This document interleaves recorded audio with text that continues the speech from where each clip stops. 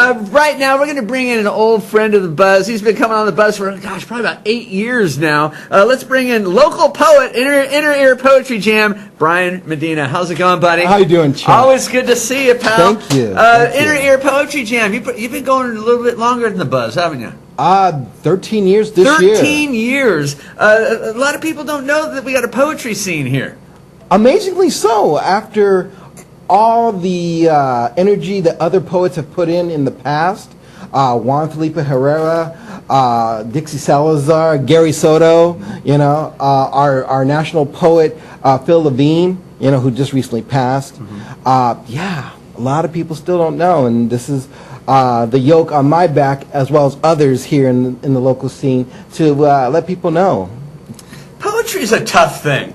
It is. It's like putting your feelings out there. And my feeling. Thank you, Billy. Put my feeling out there, and yeah, a lot of people aren't. They're not comfortable doing it, I think.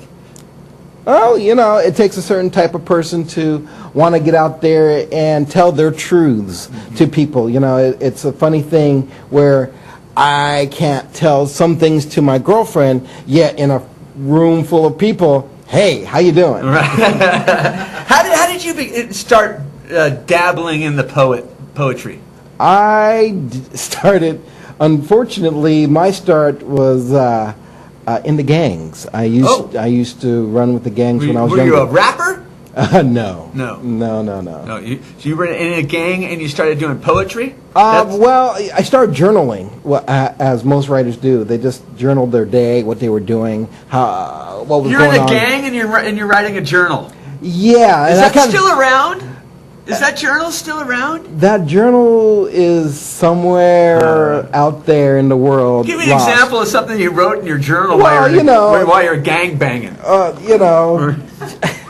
Just things, going from A to B, taking packages here and there. I mean, just mundane things, things I couldn't tell my parents. Okay. And I couldn't really tell my homies, like, hey guys, I'm writing poetry. Right. That wouldn't Leave work. me out of it. Right? Yeah, and so it's mostly for me. And then as rap, when I started and when I was coming up, rap started to get in. And so it would just start like, oh wow, people are putting beats to this. This is cool. Blondie started it all. With Fat Pie Freddy. Yes. Yeah, Rapture. That's right. Yeah, you got Fat Pie Freddy back in the day. Cool Herc, Cool Mo D. Too Short, all those cats, What? He's from Oakland. Okay. So yeah, and so from there I just started like, okay, I can put more than just day-to-day kind of things. I could put feelings and vitality and energy, and it took my writing to different places where, a few years after that, there I was writing notes for people, love notes, if someone lost their girl or having troubles, and vice versa. So it was really cool. When I was in the Navy, I was that guy that other shipmates would come like, dude. From one gang to another, huh? So yeah, and it just, when I moved here to Fresno. So you're in the Navy writing poetry? I was in the Navy. You weren't passing those notes around, were you?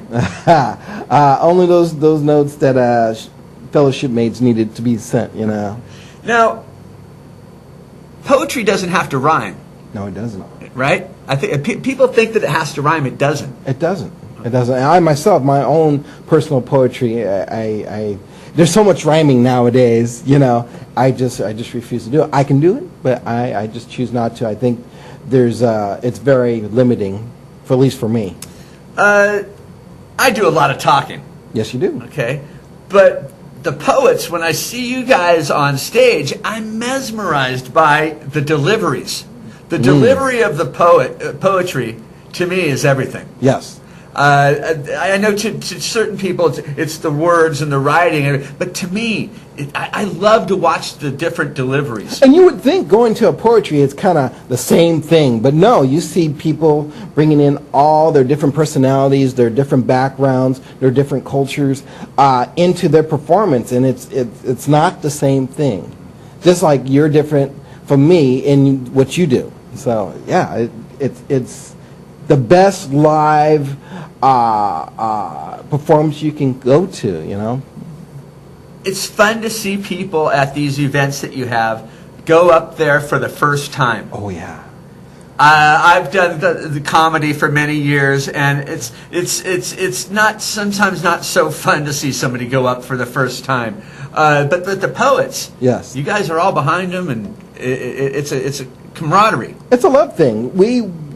They say that one of the top things to do in front of people is standing in front, giving some sort of lectures, talking about presentation. something. Presentation, you know, next to death.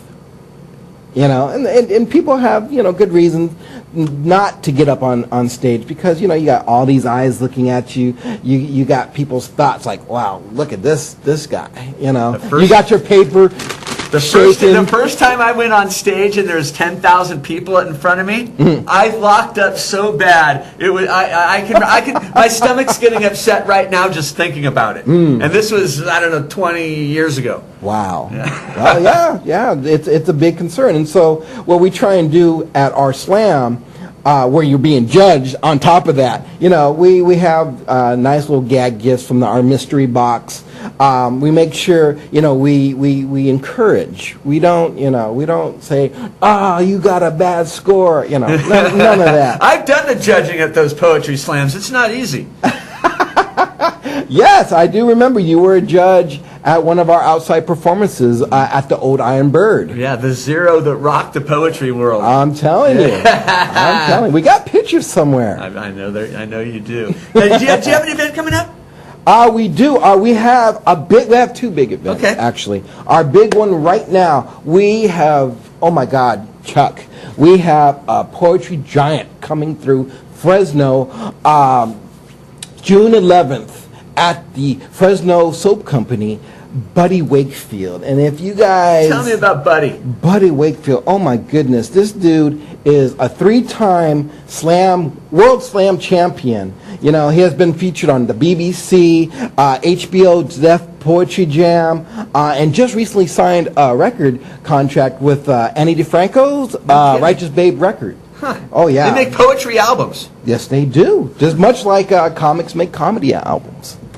Awesome. Yeah. Okay, so that's going to be at the Soapbox when? Fresno Soap Co. Soap Company. Yes. That's going to be next month, Thursday, June 11th from 8 to 10. One show only. Come early. If you never it only sits like 50 people, right? We're going to try and fit 60. Okay. If you never experienced up close, personal, live poetry, Fresno, this is the time to come see Buddy Wakefield. He's good. Is he kid friendly? Some of you poets use some words that aren't kid friendly. I would say he's PG-13. Okay. You know, because I believe that this would be a great thing for young people to see. Oh yeah, we want the high school and above to come out. And another great thing about our poetry scene here is that we get all sorts of people.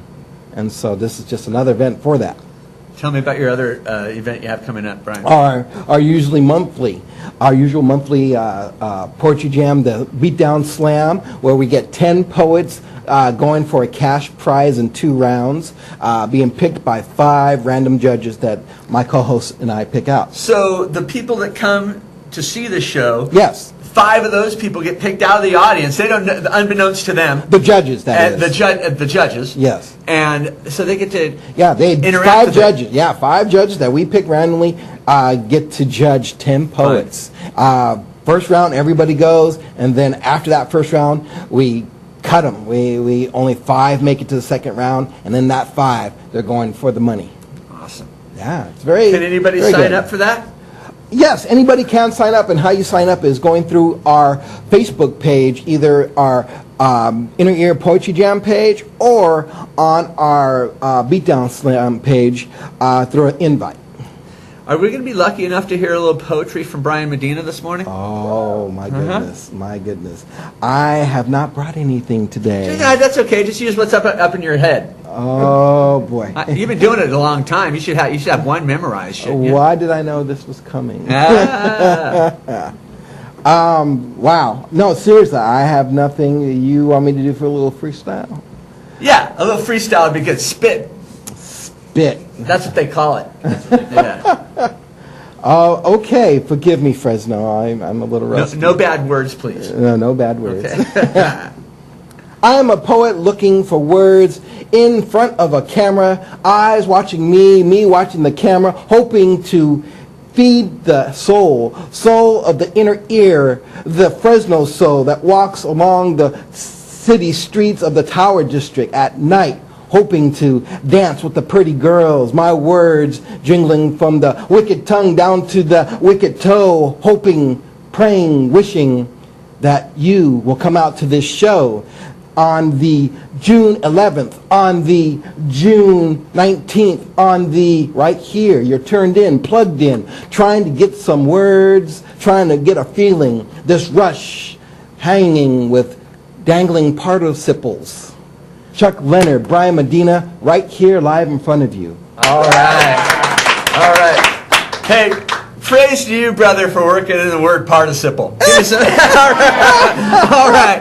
Hey, Bryan Medina, Inner Ear Poetry Jam. Check him out on Facebook. Go see his shows to support your local artists. We're going to take a quick commercial break and we'll be back for the second hour of The Buzz. Stick around.